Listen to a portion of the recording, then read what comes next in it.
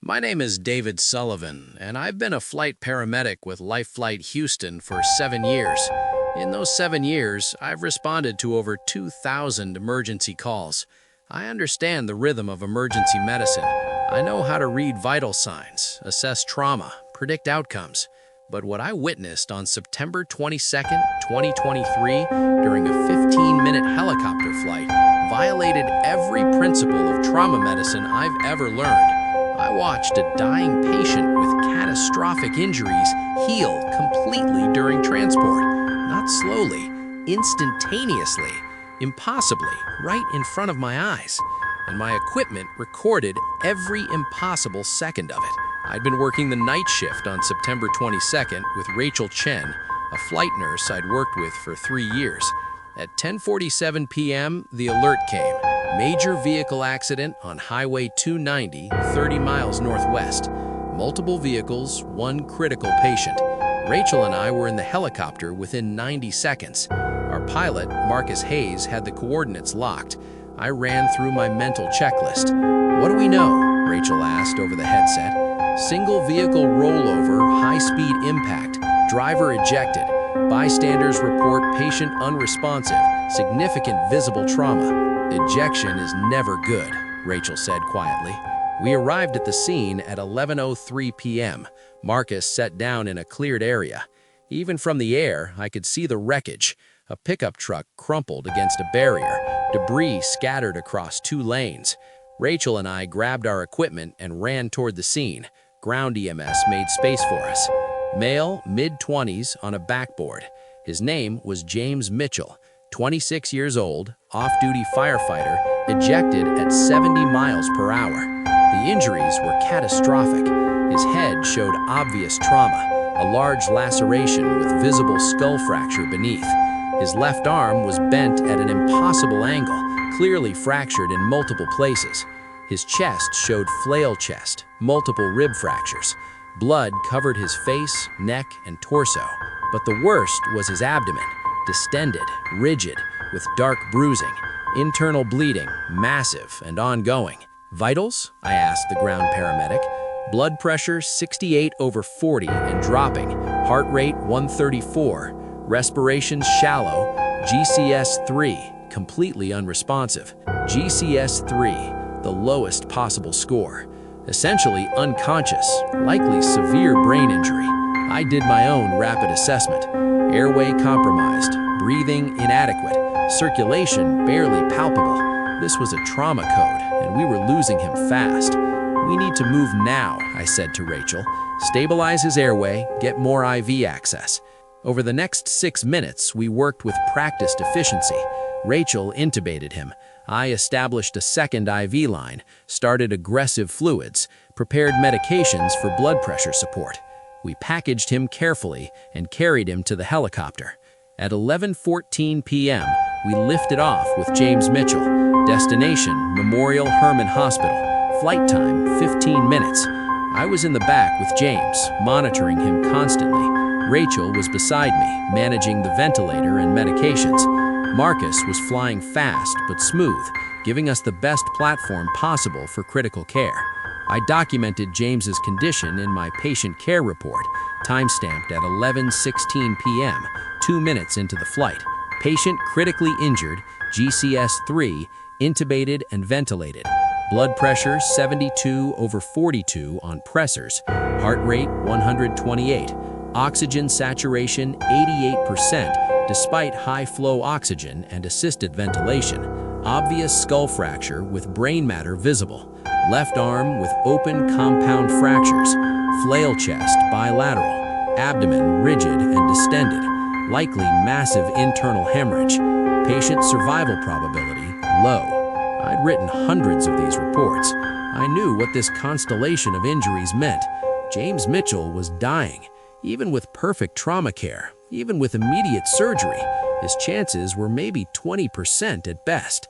I checked his pupils with my penlight, fixed and dilated, a terrible sign, indicating severe brain injury and increased intracranial pressure. "Rachel, pupils are fixed. We need to hyperventilate him. Get that ICP down." She adjusted the ventilator settings.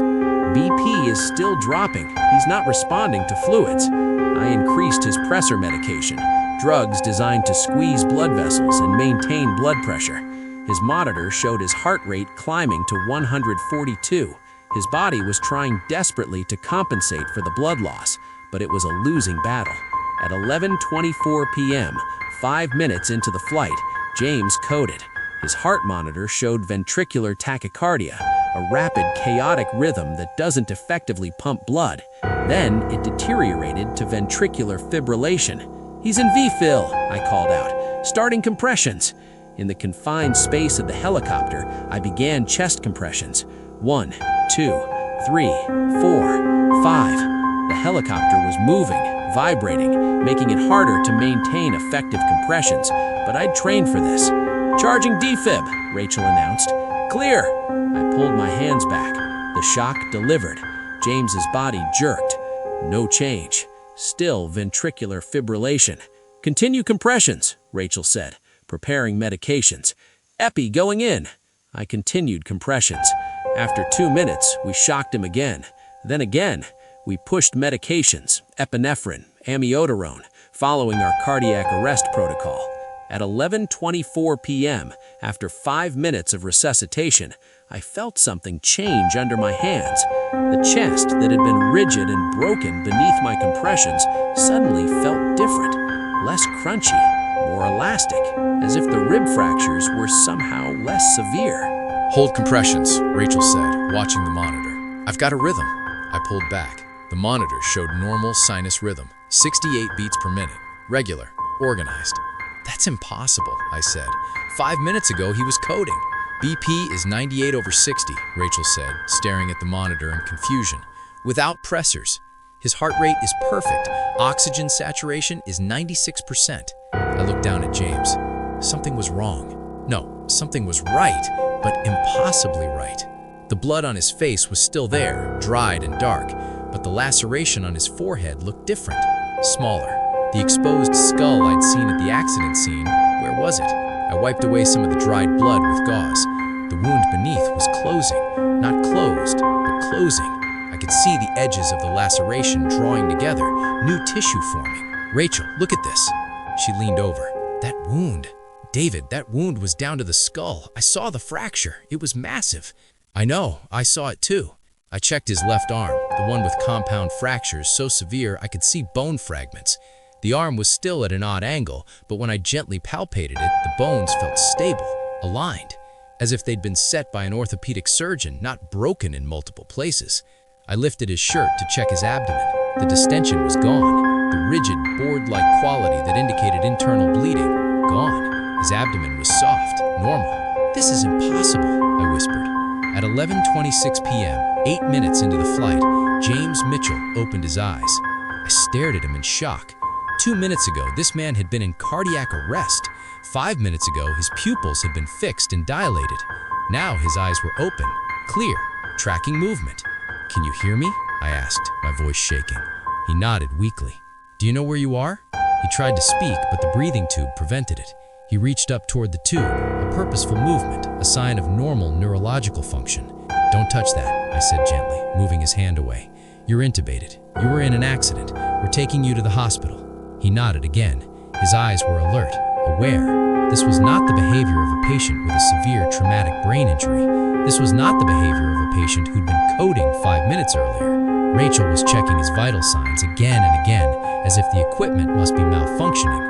"BP is 112/68, heart rate 72, oxygen saturation 98%, temp is normal."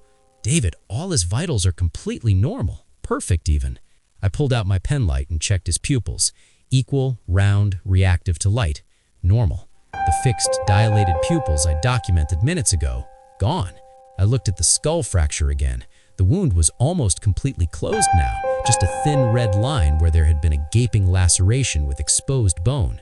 The blood was drying, crusting over, but beneath it, the skin was intact. "This is impossible," Rachel said. "People don't heal during helicopter flights. Skull fractures don't close, flail chests don't resolve, internal bleeding doesn't stop on its own." I checked his chest. No flail segment. The ribs that were visibly broken were now stable. His breathing, assisted by our ventilator, was smooth with good lung expansion bilaterally. "We need to document this," I said, my hands shaking as I grabbed my tablet. "Every vital sign, every observation, because no one is going to believe us."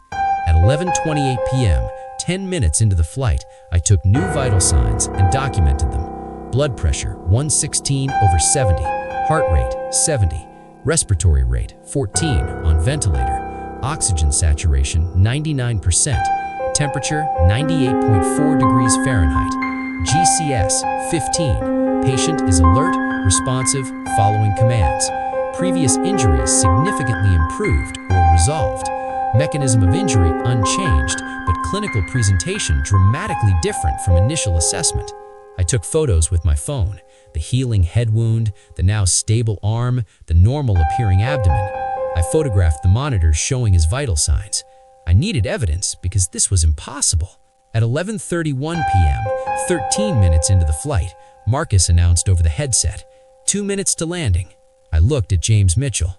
He looked back at me with clear, aware eyes. He was squeezing my hand when I asked him to, a sign of motor function. He was nodding appropriately to yes-no questions, a sign of comprehension. He was breathing comfortably on the ventilator, a sign of intact respiratory drive. 14 minutes ago, this man was dying. He'd had a skull fracture, multiple broken ribs, compound arm fractures, and massive internal hemorrhage. He'd coded in flight, had been in ventricular fibrillation, had required aggressive resuscitation. Now he looked like a patient who'd been in a minor accident, maybe had some bruises and scrapes, but nothing life-threatening. We landed at Memorial Hermann at 11:33 p.m. The trauma team was waiting. Dr. Sarah Patel, the trauma surgeon, approached. "What do we have?" I tried to figure out how to explain. 26-year-old male, high-speed rollover with ejection. Initial assessment showed massive trauma, skull fracture, flail chest, compound arm fractures, suspected internal hemorrhage. He coded in flight. We resuscitated him, but his injuries have significantly improved during transport. Improved during transport? I documented everything, his vitals, his wounds. When we picked him up, he was dying. Now, we transferred James to the trauma bay. The team examined him, ordered scans. 30 minutes later, Dr. Patel approached me, confused. "David, I've completed my examination. This patient has some bruising, minor contusions, but no significant trauma. No skull fracture, no rib fractures, no arm fractures, no internal bleeding."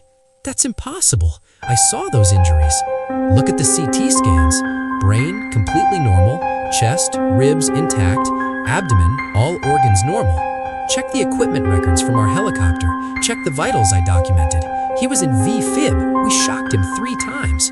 Dr. Patel pulled up the electronic record. She scrolled through, frowning. "Your initial vitals show critical signs. Blood pressure in the 60s, heart rate in the 140s, but then the vitals normalize within 5 minutes. Blood pressure from 72/42 to 112/68, like watching a dying patient become stable in real time. Because that's what happened. But people don't heal like that, not from those injuries, not in 15 minutes. Rachel stepped forward. "Dr. Patel, I was there too. I intubated this patient. I saw the skull fracture. I managed his blood pressure with pressors. Then during flight, everything changed. His injuries started healing right in front of us." Dr. Patel was quiet for a long moment. "Let me talk to the patient." We followed her to James's bedside. He'd been extubated. The trauma team had removed the breathing tubes since his oxygen levels were perfect and he was breathing normally on his own. "Mr. Mitchell, I'm Dr. Patel. How are you feeling?" Confused, James said. His voice was hoarse from the breathing tube, but otherwise normal. "I remember the accident. I remember losing control of my truck. I remember rolling. I remember hitting the ground. Then nothing until I woke up in the helicopter." "Do you remember being injured?" "I remember pain, a lot of pain. My head, my chest, my arm, everything hurt. But then he looked at his left arm, the one that had been broken. It stopped hurting. During the helicopter ride, I felt this weird warmth, and the pain just stopped." "Do you have any medical conditions we should know about? Any medications? Any history of unusual healing?" "No, nothing. I'm a firefighter. I'm healthy. I've never had anything like this happen before." Dr. Patel examined him again. this time with us watching. She checked every area I documented as injured. His head, minor abrasion, no fracture. His chest, some bruising, but ribs stable and intact. His arm, full range of motion, no pain. His abdomen, soft, non-tender. Mr. Mitchell, I'm going to keep you for observation overnight. We'll run some additional tests, but based on what I'm seeing, you're remarkably fortunate. Most people ejected from vehicles at that speed don't survive, and those who do have catastrophic injuries. The paramedics saved my life, James said, looking at me and Rachel. I heard them working on me. I heard them bringing me back when my heart stopped. After Dr. Patel left, I sat down next to James's bed. Mr. Mitchell, I need to ask you something. What do you remember about the flight? Be specific. He thought for a moment. I remember being in pain. Terrible pain. I couldn't breathe. I felt like I was dying. Then I heard you and the other paramedic, Rachel, talking. You were worried. You were doing CPR. I could feel the compressions, even though I couldn't respond. And then what? I felt this heat, like a wave of warmth spreading through my body, starting in my chest and spreading out to my arms, my legs, my head. And everywhere the warmth went, the pain stopped. The feeling came back. I could breathe again, and then I could open my eyes. How long did this take? The warmth spreading. Fast, maybe a minute, 2 minutes? It was quick. I looked at Rachel. That timeline matches what we observed. Around 11:24, he started improving. By 11:26, he was awake. David, what are we dealing with here? Rachel asked quietly. I don't know, but we have documentation, vital signs recorded by our equipment, photos I took, timestamps that show a patient going from critical to stable in minutes. Over the next week, I reviewed our documentation obsessively. The electronic data from our monitoring equipment was undeniable. At 11:16 p.m., James Mitchell's vital signs were consistent with a patient in severe hemorrhagic shock with multiple trauma. Heart rate 128, blood pressure 72/42, oxygen saturation 88%. At 11:19 p.m., he went into cardiac arrest. We documented 3 defibrillations, 4 minutes of CPR, 2 doses of epinephrine, 1 dose of amiodarone. At 11:24 p.m., return of spontaneous circulation, heart rate 68, blood pressure 98/60, oxygen saturation 96%. At 11:28 p.m., completely normal vital signs, heart rate 70, blood pressure 116/70, oxygen saturation 99%. The progression was impossible. It violated every principle of trauma physiology. Critically injured patients don't spontaneously heal. Broken bones don't spontaneously set. Internal bleeding doesn't spontaneously stop. Brain injuries don't spontaneously resolve. But our equipment had recorded it all. Minute-by-minute documentation of an impossible recovery. I called a meeting with Rachel and Marcus a week after the incident. We met at a coffee shop near the hospital, somewhere we could talk privately. We need to decide what to do with this, I said. Do we report it? Write it up? Try to study what happened? Marcus, who'd been flying the helicopter but hadn't seen the patient directly, spoke first. I've been thinking about this a lot. If we report this officially, what happens? James Mitchell becomes a medical curiosity. Researchers will want to study him. His privacy is gone. His life changes forever. But if what happened to him could happen to others, if there's some mechanism of healing we don't understand, don't we have an obligation to investigate it? I've tried. I've searched medical literature. There are rare cases of Lazarus syndrome, spontaneous return of circulation after stopped CPR. But that's just the heart restarting.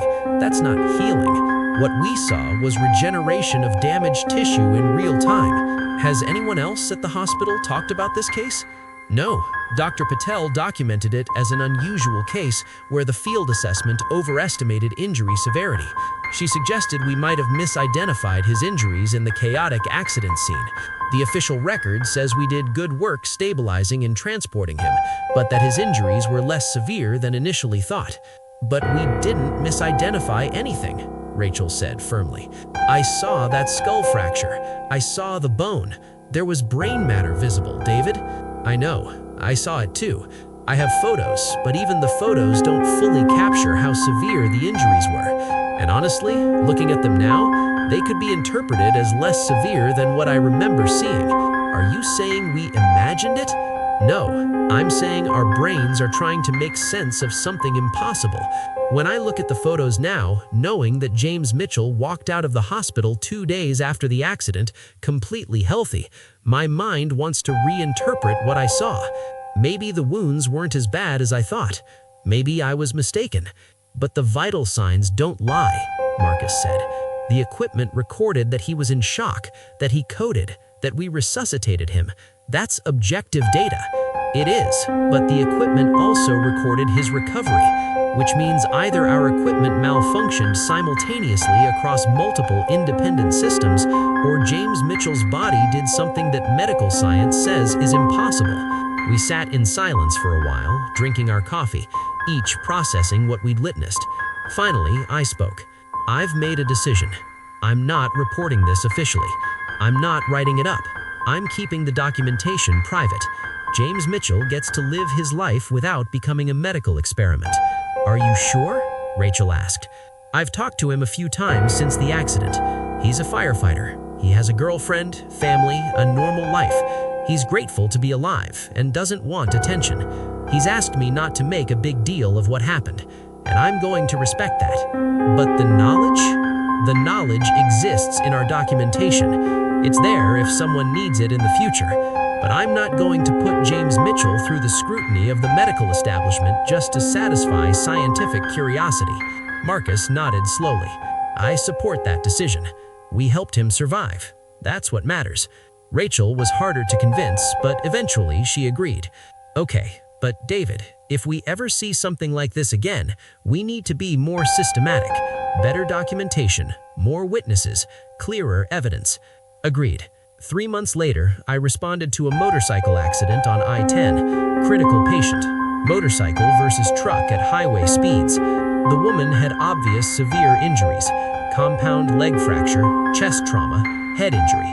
During the flight, I watched her monitors obsessively, looking for any sign of the impossible healing. But it didn't happen. She stayed critical. We delivered her to the trauma center, still fighting for her life. She survived, barely, after multiple surgeries. Normal. Tragic, but normal. Whatever happened to James Mitchell was unique to him, not reproducible. I still work as a flight paramedic with Light Flight Houston. I still respond to critical calls, transport dying patients, provide emergency care in the back of a moving helicopter. But I carry James Mitchell's case with me. The vitals recorded by our equipment, showing impossible vital sign recovery. The photos of healing wounds, the timeline of events that shouldn't be possible. Evidence of something I witnessed but can't explain. Proof that on September 22, 2023, during a 15-minute helicopter flight over Houston, Texas, a dying patient healed completely, defying every law of trauma medicine I've ever learned. The equipment doesn't lie. The data is real. What happened to James Mitchell happened. I just don't know how. And maybe I'm not supposed to know. Maybe I'm just supposed to be grateful that when I do CPR on a patient's chest at 11:24 p.m. in the back of a helicopter, sometimes, rarely, impossibly, their broken ribs heal under my hands, their heart starts beating strong and steady, and their shattered body puts itself back together. That's miracle enough for me.